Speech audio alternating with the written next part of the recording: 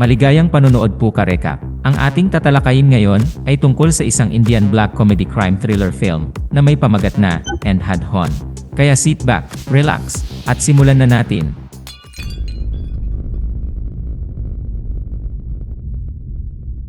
Nagsisimula ang pelikula mga ka-recap nang ipinakita sa atin ang isang magsasaka sa lugar ng Pune, sa India, na binabagabag ng isang liebre. Hinahabol niya ang hayop at gumamit ng baril at tinutukan ito. Isang malakas na putok ng baril ang narinig at biglang nag-black ang screen. Sa sumunod na eksena ka-recap, sa lugar ding yon ay nakatira ang isang mahusay na bulag na pianista na nagngangalang Akash. Siya ay nabubuhay mag-isa, nagluluto, at naglilinis ng kanyang sarili sa kabila ng kanyang kapansanan. Si Akash ay madalas na naaabala ng isang bata na nag-iisip na hindi siya bulag. Ang bata ay gumawa ng iba't ibang paraan para subukang patunayan ang kanyang teorya, ngunit hindi siya nagtagumpay. Isang umaga, pagkatapos siyang guluhin ng bata, gaya ng dati, ay pumunta si Akash sa isang music shop. Malalaman natin dito ka-recap na plano niyang lumipat sa London sa susunod na buwan para magtrabaho. Sa isang sikat na pub, iniisip ng may-ari ng tindahan na siya ay isang mahusay na musikero at hindi hinayaan ang kanyang kapansanan sa paningin, napigilan ang kanyang hilig sa musika. Pagkatapos, ay ipinakilala sa atin ka-recap ang isang dating aktor ng Bollywood na si Pramod Sinha. Nakatira siya kasama ang kanyang batang asawa na si Simi sa magarbong bahagi ng Pune. Sa kabila ng madalas na batikos dahil sa layo ng agwat sa kanilang edad, ay masaya silang mag-asawa. Bukod kay Simi, ang tanging malapit na pamilya ni Pramod ay ang kanyang anak na babae mula sa kanyang unang asawa na si Daani. Hindi sa kanila nakatira ang kanyang anak, ngunit binibisita sila nito paminsan-minsan. Isang hapon, ay nabangga si Akash ng scooter habang sinusubukang tumawid sa kalsada. Ang driver ay isang batang babae na nagngangalang Sophie na nakonsensya sa kanyang ginawa kahit na tinulungan niya si Akash na tumayo.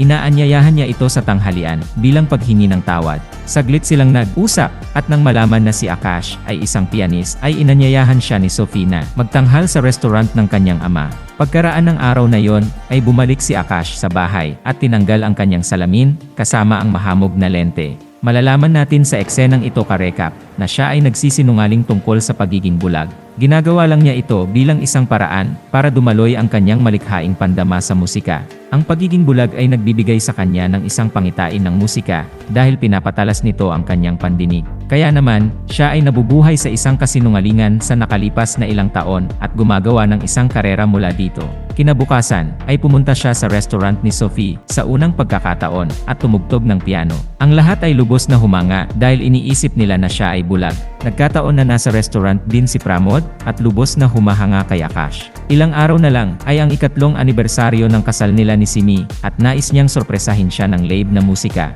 Nangako si Akash na pupunta sa kanyang apartment para tumugtog para sa kanila. Dahil gusto ng aktor na maging sorpresa ang araw, ay nagsinungaling siya kay Simi na mag-out of town siya. Naiinis si Simi sa kanyang nalaman, pero naiintindihan niya na busy ang kanyang asawa. Habang pauwi mula sa trabaho, ay kailangang manatili ni Sophie sa bahay ni Akash dahil sa ulan.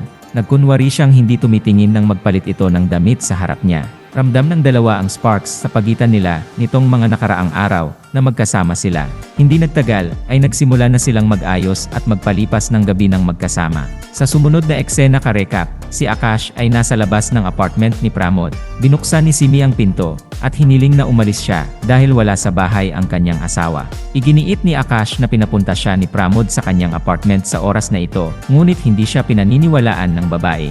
Gayunpaman, nang makita sila ng isang matandang kapitbahay, ay hindi naging komportable si Simi at pinapasok niya si Akash. Pumasok siya sa loob at napansin niya ang bangkay ni Pramod sa sahig. Ang pianista ay nabigla sa kanyang nakita. Ngunit hindi siya tumitigil sa pagtugtog. Hindi pinapansin ni Simi ang bangkay ng kanyang asawa dahil iniisip niya na bulag si Akash at mayroon siyang sapat na oras upang itago ito. Makalipas ang ilang sandali ay pumunta siya sa banyo at tanaw na tanaw ang bangkay ng lalaki. Pagkatapos ay pumasok siya sa banyo at nakita niya na may nagtatago na lalaki sa loob. Umihi si Akash at bumalik sa piano nang hindi nagpapaalam na siya ay natatakot. Pagkatapos ay nag-flashback ang pelikula na nagpapakita sa atin na si Simi at ang estranghero ay nagkakaroon ng relasyon na hindi alam ni Pramod. Nang mahuli sila, ay nataranta sila at pinaslang ang lalaki. Habang patuloy na nagpapatugtog si Akash, ay nililinis ng killer ang kalat at inilagay ang bangkay ni Pramod sa isang maleta.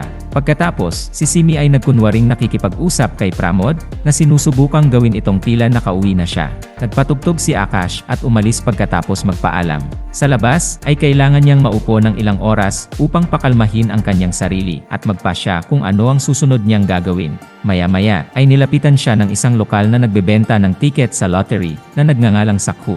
Nag-aalok siya na tulungan siya sa pamamagitan ng paghahanap ng masasakyan. Kinikilala ng driver ng rickshaw na si Morley si Akash bilang isang regular na customer at dinala siya sa istasyon ng pulisya sa kanyang kahilingan. Nagpasya si Akash na sabihin sa pulis ang kanyang nakita, ngunit ilang segundo bago ito gawin ay dumating ang punong pulis inspektor na si Manohar. Siya ang parehong tao na kasabwat ni Simi sa pagpatay.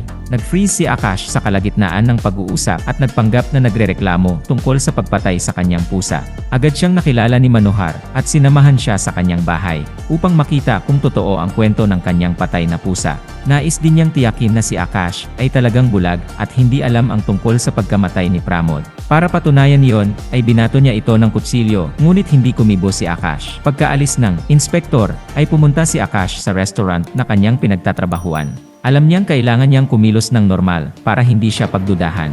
Dumating din si Simi sa restaurant at kaswal na nagsasabi sa mga tao na ang kanyang asawa ay nasa trabaho. Pagkatapos ng susunod na umaga, ang pagkamatay ni Pramod ay na-broadcast sa balita bilang isang kaso ng pagnanakaw. Natagpuan siya sa loob ng kanyang sasakyan sa may tulay na nawawala ang kanyang relo at alahas. Bilang resulta, si Manohar ang nag-investigate sa kaso upang matiyak na hindi lalabas ang katotohanan. Para sa investigasyon, ay tinawag sa istasyon ng pulisya ang anak ni Pramod na sina Daani kasama sina Simi at Akash. Humingi ng katiyakan si Daani mula kay Simi na hindi alam na pinatay niya ang kanyang ama. Samantala, pinipigilan ni Akash na sabihin ang totoo dahil natatakot siyang matulad ni Pramod. Sa funeral, ang kanilang matandang kapitbahay na nakakita kay Akash na dumating sa bahay ay lumapit sa isang pulis. Binabantayan niya ang apartment ng kapitbahay sa araw ng kamatayan at alam niya na may mali sa kwento. Sa tingin ni Simi ay magiging problema ang matandang babae kung hahalukayin niya ang kaso. Kaya naman, nang mag-isa na lang ang matanda, ay itinulak niya ito palabas ng balkonahe at pinatay siya. Sa oras din na to, ay nasaksihan ni Akash ang pangyayari at kailangang magpanggap na wala siyang nakita sa pangalawang pagkakataon.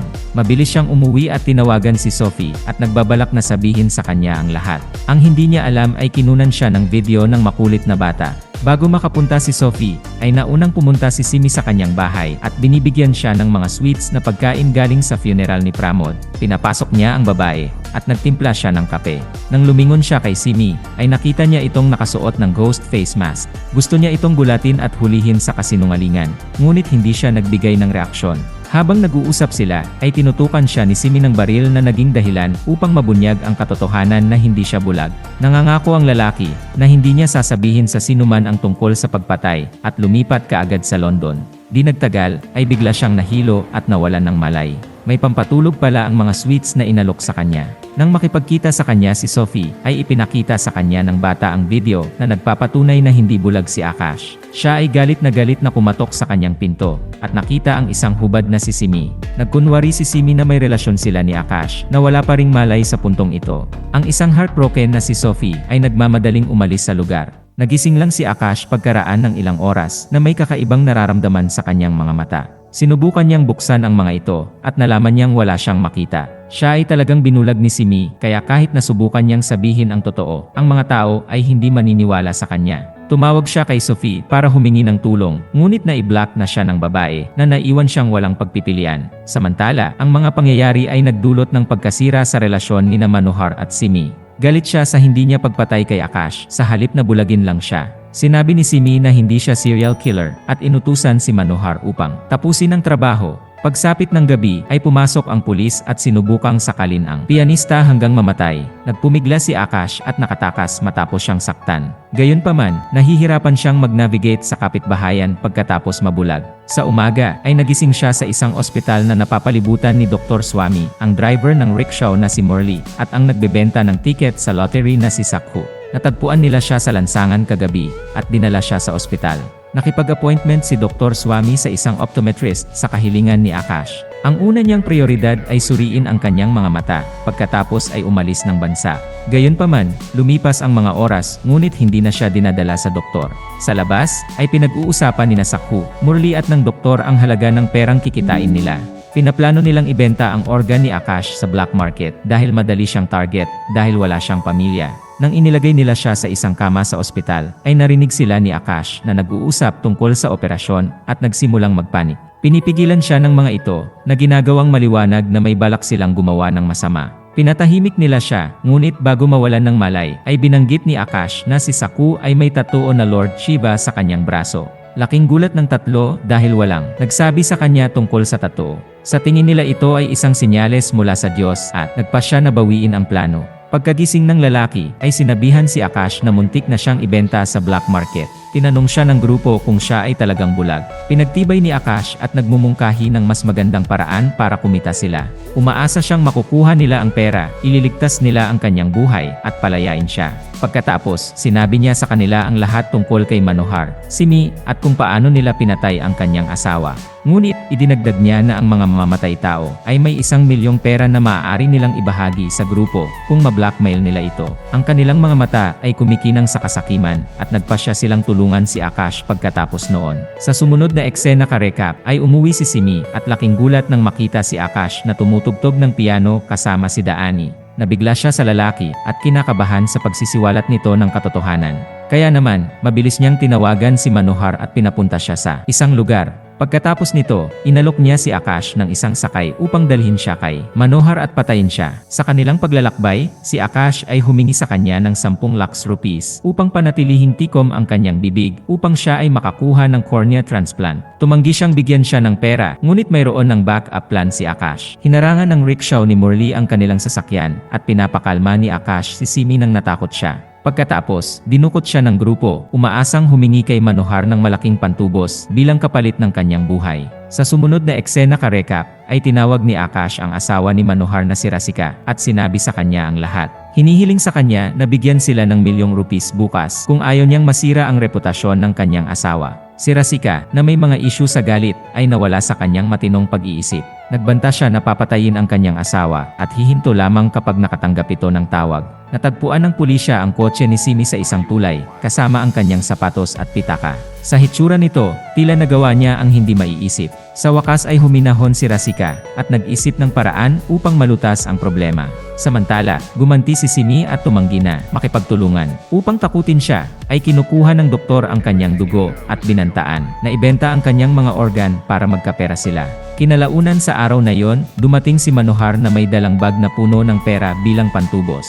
Habang malapit na nilang isagawa ang susunod na hakbang ng plano, ay pinagtaksilan ni Sakhu at Murli si Akash. Itinali nila siya sa isang upuan at tumakbo palabas para gawin ang plano ng mag-isa. Hindi sila nagtitiwala kay Akash at gusto nilang magiging sa kanila lang ang pera para sa kanilang sarili. Sa puntong ito, sina Akash at Simi ay nakakulong sa parehong silid bilang mga hostage. Si Simi ay tumatawa sa kahangalan ng sitwasyon na tinatawag siyang talunan. Sinabi naman ni Akash na siya ang dapat na matakot dahil sa puntong ito ay pabigat na siya kay Manohar.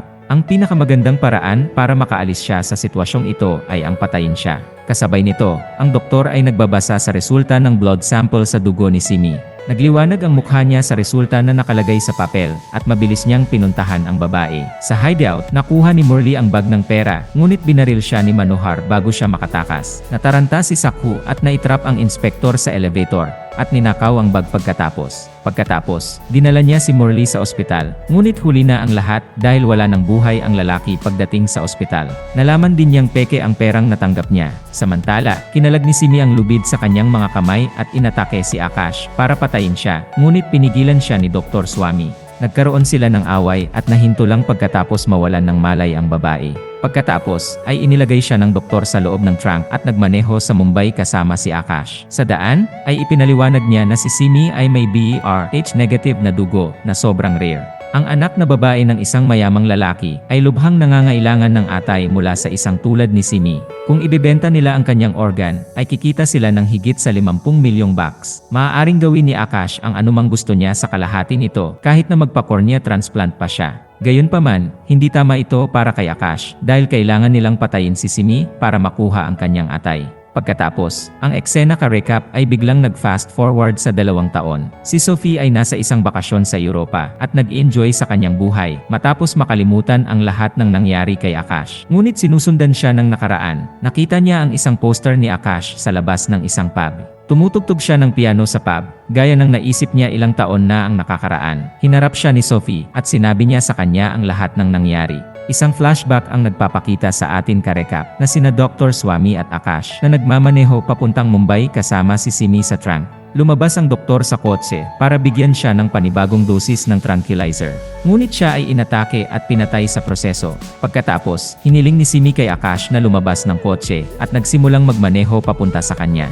Ilang segundo lang ang layo niya mula sa pagtama sa kanya nang marinig ang putok ng baril. Ito ang parehong ingay na narinig natin ka-recap sa simula ng pelikula nang sinusubukang patayin ng magsasaka ang liebre. Ang nasabing liebre ay tumalon sa windshield dahilan upang si Simi ay lumihis at nadisgrasya. Namatay siya sa aksidente. Pagkatapos ay sumakay si Akash sa susunod na bus papuntang Mumbai at pumunta sa London sa tulong ng isang kaibigan.